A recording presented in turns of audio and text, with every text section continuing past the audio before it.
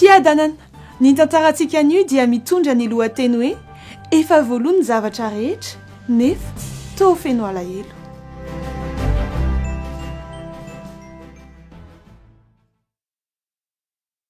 Nisy tovolahy iray niomana nahazo ny diploma mamarana ny fianarany ho mpandidy. Nandritra ny volana maro dia nitsiriritra fiara aingam-pandeha iray tsara tarehy natao fampisehoana tao amin'ny mpivarotana fiarakodia iray izy.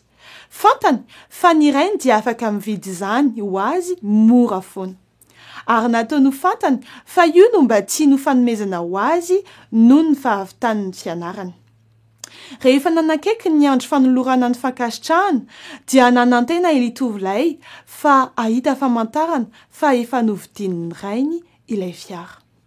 Rehefa tonga ilay andro nandrasana dia nampanantsony ny rainy tao amin'ny biraony izy mba ilazany ny hafaliany noho ny fananany zanaka mahay sy mahafinaritra ary koa ny ilazany ny halebiazany fitiavany azy.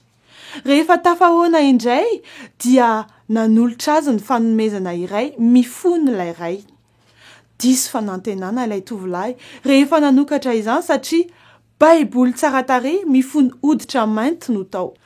Tezitra mafy ilay tovolahy ary nanandratra ny feony tamin'ny rainy ka nanao hoe ianao ve manan-karena be dia baiboly fotsiny ve no atolotra ao ahy?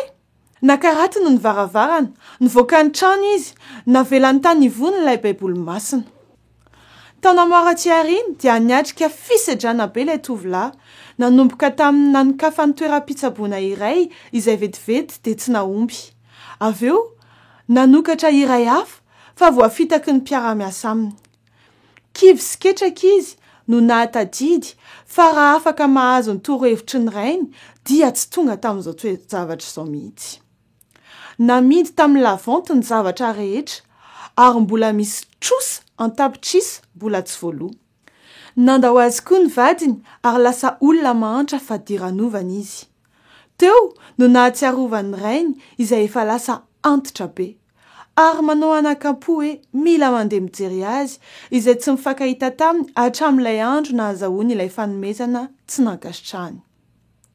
Fa taloha kely ny nandehanany dia naharay telegrama izy milaza taminy fa vao maty ny rainy ary namela ny harenany rehetra ho an'ny zanany. Dia niainga avy hatrany izy hikarakarany lovany. Rehefa tonga tao an-tranony rainy izy dia feno alahelo sy nenina ny fony. Teo ampisavana ny taratasy momba ny raharaha lehibe ny rainy dia nahita ilay baiboly izy. Tamin'ilay toerana izay namelany azy mihitsy efa taona maro lasa izay. Ny gogogogo ny tomany izy nanokatra ny baiboly sy namadibadika ny pejy. Ary raha namaky izy dia nisy lakilehan'ilay fiara nilatsaka avy tamin'ny valopy izay nipetraka teo ivohan'ilay baiboly. Tamin'ilay lakile dia nisy etikety niaraka tamin'ny anaran'ilay mpivarotra fiarakodia, nitovy tamin'ny anaran'ny mpivarotra fiara aingam-pandeha tsara tarehy izay niriny mafy eo aziny. Ary teo amin'ny etikety nisoratra ny datin'ny andro ny hanoloran'ny diplomany sy ny teny hoe efa voahefa ny zavatra rehetra. Andriamanitra tsy miseho arak'izay tiantsika fa araka izay tiany isehoana amintsika sy izay tiany isehoana aminao. Ary efa voavidy teo amin'ny hazo fijaliana avokoa ny zavatra rehetra.